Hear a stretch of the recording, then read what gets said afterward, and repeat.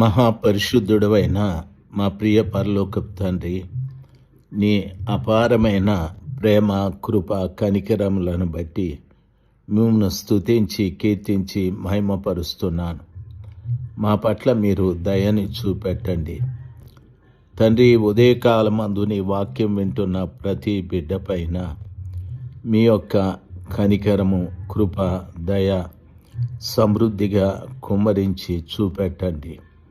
మీ బిడ్డల్లో ఉన్న ప్రతి బలహీనతని తొలగించుకొనుటకు నాయన వారికి శక్తిని దయచేయండి. ఆ బిడ్డలను మీరు ఉద్ధరించే దేవుడు.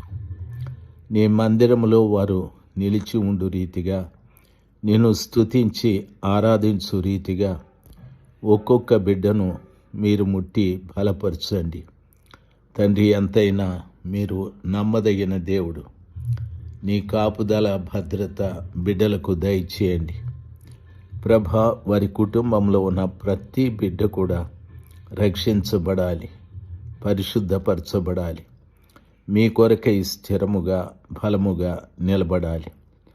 మీరే ప్రతి వారి పట్ల కృప చూపెట్టి కార్యము చేయండి. సమస్త ఘనత, మహిమలు మీకే. యేసు ప్రభుల వారి నామములో ప్రార్థన చేసి వేడుకుంటున్నాను పరలోకపు తండ్రి. Amen, amen.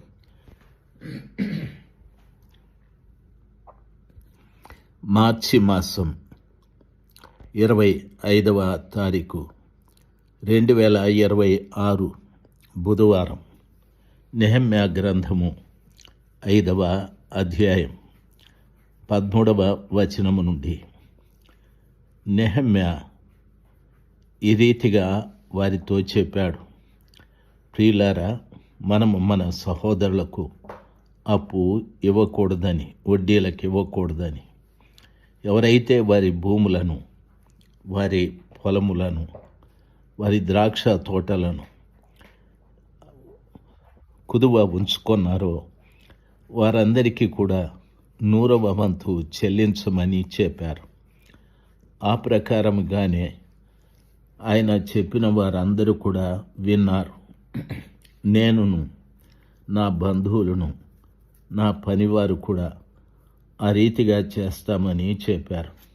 ప్రియులారా, అందుకు 13వ వచనములో ఈ రీతిగా రాయబడింది, మరియు నేను నా ఒడిని దులిపి ఈ ప్రకారమే దేవుడు ఈ వాగ్దానమును నెరవేర్చని ప్రతి వాణిని తన ఇంటిలో ఉండక తన పని ముగింపకయు ఉండునట్లు దులిపివేయను. ఇటువలే వాడు దులిపివేయబడి ఏమీ లేనివాడుగా చేయబడునుగాక అని చెప్పగా, సమాజకులందరూ అలాగూ కలుగునుగాక అని చెప్పి యెహోవాను స్తుతించిరి. జనులందరూ ఈ మాట చొప్పుననే జరిగించిరి. ప్రియులారా, నెహెమ్యా చెప్పిన మాట ఈ రీతిగా ఉంది. ప్రియులారా, సొమ్ములోను, ధాన్యములోను, ద్రాక్ష రసములోను, భూములను, ద్రాక్ష తోటలను, ఒలీవ తోటలను, వారి ఇండ్లను వారికి అప్పగించాలి అని చెప్పి వారిని బతిమాలుకొని, అందుకు ఆయన చెప్పిన ప్రకారమే చేస్తామని చెప్పారు. ఆ రీతిగా చెప్పి వారు తమ ఒడిని దులుపుకొన్నారని నెహెమ్యా లేచి తన ఒడిని దులుపుకొని, చెల్లించని వాడు ఈ రీతిగా నాశనమైపోతాడని చెప్పాడు. ప్రియులందరూ లేచి తమ ఒడులను దుడుపుకొని ఆ రీతిగానే చెప్పి దేవుని స్తుతించారు. ప్రియులారా, గమనించాలి, ఇతరులను నష్టపరిచేవారు, ఇతరులను కష్టపరిచేవారు, ఇతరులను ఇబ్బంది పెట్టేవారి పరిస్థితులు ఈ రీతిగా ఉంటాయని చెప్పారు. మనలో ఎవరైనా సహోదరులను మోసం చేసేవారు, వడ్డీలకు ఇచ్చేవారు, భూములను తాకట్టు పెట్టుకునేవారు, ఇండ్లను తాకట్టు పెట్టుకునేవారు ఎవరైనా ఉంటే దయచేసి అవి మీరు మానుకోవాలని ప్రభువు నామాన మనవి చేస్తూ ఉన్నాను. వారు తమ ఒడిని దులిపినట్లుగా ఒక్క రోజున మీ ఒడులు కూడా దులిపివేయబడతాయి. అక్రమము చేత సంపాదించుకునే ఆర్జన ఎన్నో రోజులు ఉండదు. చాలామంది దైవ సేవకులు వడ్డీలకు ఇస్తూ ప్రజలను అన్యాయం చేస్తూ ఉన్నారు. ₹2 వడ్డీ అని చెప్పి మేము బ్యాంకు ప్రకారంగానే వడ్డీలకు ఇస్తున్నామని అంటూ ఉన్నారు. బ్యాంకు మీరే కాబట్టి ఏదో బ్యాంకు ప్రకారంగా వడ్డీలకు ఇస్తామని చెప్పి ప్రజల దగ్గర సొమ్మును దోచుకోకండి. దయచేసి వారికి ఇవ్వాలని మనవి.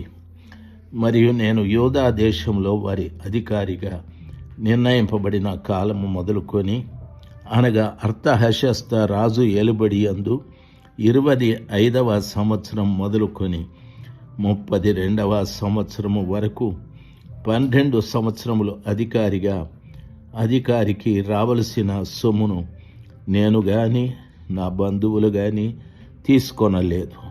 ప్రియులారా, అదంతా కూడా ముందుగా నుండిన అధికారులు జనుల యొద్ద నుండి ఆహారమును, ద్రాక్షారసమును, 40 తులముల వెండిని తీసుకొనుచూ వచ్చిరి. వారి పనివారు సహా జనుల మీద భారము మోపుచూ వచ్చిరి. అయితే దేవుని భయము చేత నేను అలాగున చేయలేదు. ఇదియుగాక నేను ఈ గోడ పని చేయగా నా పనివారును ఆ పని చేయిచూ వచ్చిరి. వింటున్న దైవ జనాంగమా, ఆలోచించాలి. ఆ నెహెమ్యా గారు తాను అర్తహషస్త కాలంలో 20 సంవత్సరములు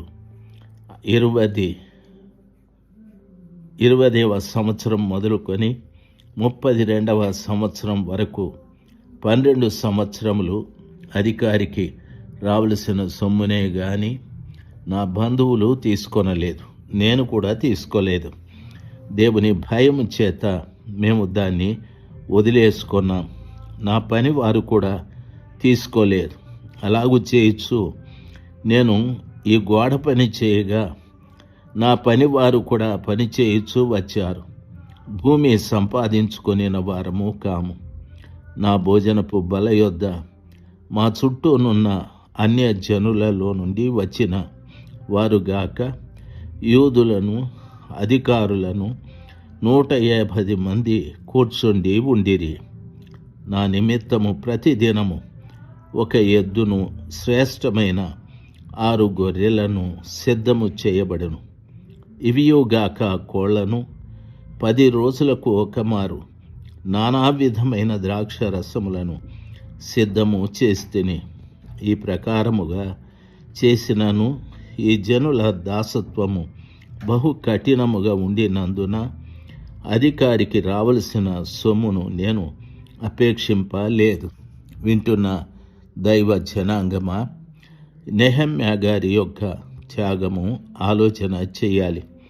తాను ఏమీ తీసుకొనక తనకు మునుపు అధికారులు ఈ రీతిగా వెండి తీసుకున్నారు, వారు ద్రాక్షరసము తీసుకున్నారు, 40 తులముల వెండి తీసుకున్నారు, ఆహారం తీసుకున్నారు.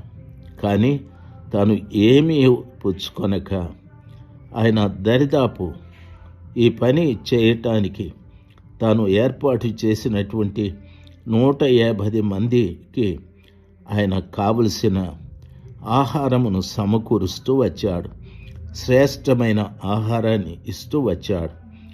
ఆ రీతిగా చేసి ఆయన అంటున్నాడు, నేను ఈ జనుల దాసత్వము బహు కఠినముగా నుండినందున అధికారికి రావలసిన సొమ్ము నేను అపేక్షించలేదు. నా దేవా, నా రావలసిన సొమ్మును నేను అపేక్షించలేదు గనుక ఈ జనులకు నేను చేసిన సకలమైన ఉపకారములను బట్టి నాకు మేలు కలుగునట్లు నన్ను దృష్టించుము అని చెప్పాడు. ప్రియులారా, ఈ మాట గమనించితిరా? ప్రజలకు మనము ఉపకారము చేసిన ఎడల ఆ సర్వశక్తిమంతుడైన దేవుడు మనకు మేలు కలగజేస్తాడు, ప్రతి ఉపకారము చేస్తాడు. కాబట్టి ప్రజలకు మేలు చేసేవారుగా ఉండాలి, కానీ మనం ఎప్పుడూ కూడా ప్రజలకు కీడు చేసేవారుగా, మనము చేసిన పనికి లాభాన్ని అపేక్షించేవారుగా ఉండకూడదు. చాలామంది దేవుని కుటుంబాలలో పనిచేస్తూ ఏమైనా ఇస్తాడా అని ఎదురు చూస్తూ ఉంటారు. దయచేసి వినాలి, ఏవైనా మీరు పొందుకుంటే మంచిదే, కానీ దేవుని వద్ద నుండి వచ్చే ప్రత్యుపకారాన్ని, మేలుని పొందుకోలేకపోతారు. ఆ రీతిగా మీ జీవితంలో ఎంతో నష్టపోయిన వారు అవుతారు, కనీసం దేవుణ్ణే పోగొట్టుకున్నవారు అవుతారు. ఆయన మనకు చేసే మేలు, మనకు చేసే ప్రత్యుపకారం పూర్తిగా మనం పోగొట్టుకుంటాం. ఆ రీతిగా మన జీవితంలో జరగకూడదని ప్రభువు నామంలో మీకు మనవి చేసుకుంటూ, ఇతరులకు మేలు చేసేవారుగా మన ముందుగాక. ఇతరులను నా ప్రభ నష్టపరిచి, ఇతరులను కష్టపెట్టి, ఇతరులను దోచుకునే వ్యక్తులు కాకుండా ధారాళంగా ఇచ్చువారుగా మన ముందుము గాక. దేవుడు మిమ్మల్ని ఆ రీతిగా నడిపించునుగాక. 5వ అధ్యాయము పూర్తయిపోయాది. Amen, amen.